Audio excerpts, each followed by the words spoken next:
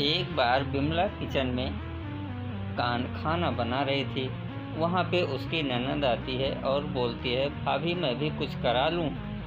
तो बिमला बोलती है, नहीं रहने दो, मैं सब काम कर लूँगी, तुम जाओ, जाके आराम करो। बिमला वहाँ जाके देखती है फ्रिज में पानी पीने के लिए, क्योंकि वो किचन से निकलती है तो फ्रिज के अंदर पानी नहीं होता है। बिमला की दोनों देवरानी जो हैं तीनों, ये फ्रिज का सारा पानी निकाल के पी जाती हैं। उसके बाद बिमला बोलती है, अगर तूने फ्रिज का पानी पी ही लिया था तो फ्रिज में दूसरा बोतल लगा देती।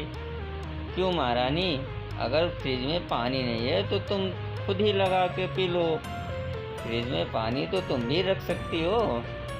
देवरानी तीनों जो थी वो थोड़ा बहुत अकड़ू देवरानी थी, मतलब वो अहंकार में रहती थी, क्योंकि उनके मायके में पैसे वाले थे। तो इसके लिए सास से आके शिकायत करती है बिमला। बोलती है, अरे माँ जी, इनको बोल दो कि ये फ्रिज में पानी तो रख दिया करे, सारे पानी खुद ही पी जाती हैं।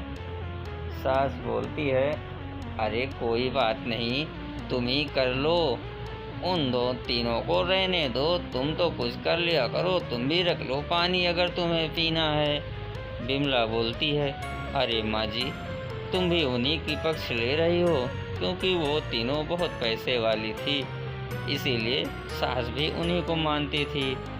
दोनों अपने अपने कपड़े प्रेस करने लगे और इसी तरह वो दोनों अपने घर में सबके कपड़े प्रेस करती, बस खाली अपनी जेठानी के कपड़े कभी नहीं प्रेस करती थी, क्योंकि वो तीनों अपनी देवरानी बिमला से बहुत ज़्यादा नफरत करती थी। इसी तरह वो तरह तरह की रोज़ रोज़ बातें किया करती थी, किसी तरह इसको यहाँ से कर निकालना है। इधर बिमला और उसकी ननद दोनों मिलके खाने बना लेती हैं, यहाँ लाके सास को और सबको खाना देती हैं, लेकिन उसमें भी वो लोग कमियाँ निकालते हैं। तो बिमला बोलती है, देखो माँ जी, आज के बाद तो हम अकेले काम नहीं करेंगे, क्योंकि ये दोनों महारानी की तरह बैठी रहती हैं और कोई काम नहीं करती।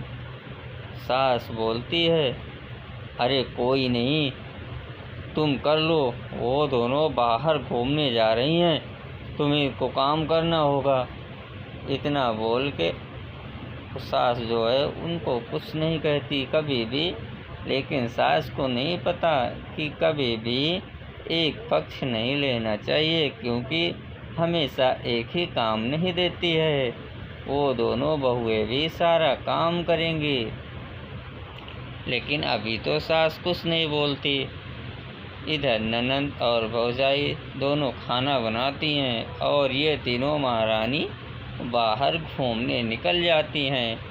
अच्छे अच्छे मार्केट में आके शॉपिंग करती हैं और इधर उधर की बातें करती हैं। इसी तरह ये तीनों अपने लिए कुछ कपड़े खरीदती हैं।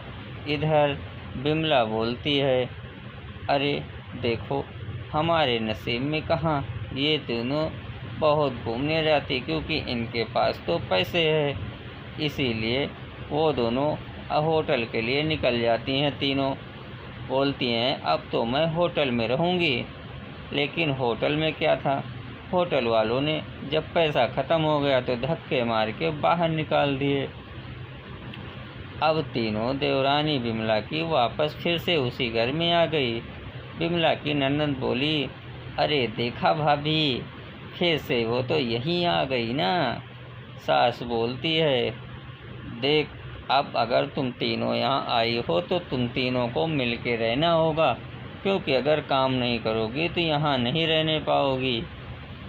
और इसी तरह वो तीनों अपने बेटों को भी समझा दिया, बोले अपनी अपनी बीवी को बोल दो, अगर यहाँ रहना है तो काम तो करना पड़ेगा।